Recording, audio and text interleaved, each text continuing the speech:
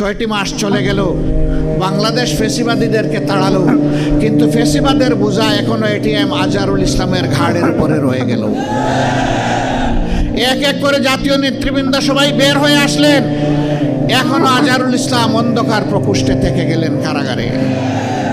তাই আমি মনের কষ্ট নিয়ে সেদিন বলেছি যে আজহার ভাইকে ভিতরে রেখে আমি আর বাইরে থাকতে চাই না।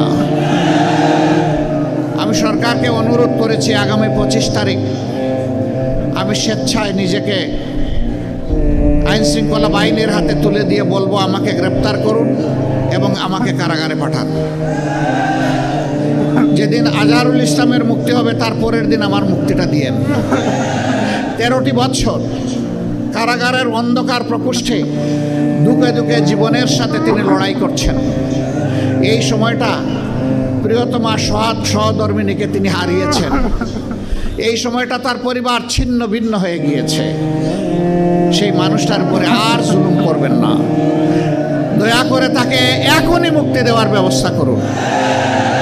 যদি মুক্তি না দেন, বাংলাদেশ জামাতে ইসলামীকে সরাসরিভাবে আক্ষরি করতে এই দেশের 3 কোটি প্রাপ্তবয়স্ক মানুষ সমর্থন করে এই 3 কোটি মানুষকে জেলে নেওয়ার জন্য প্রস্তুত হয়ে যান।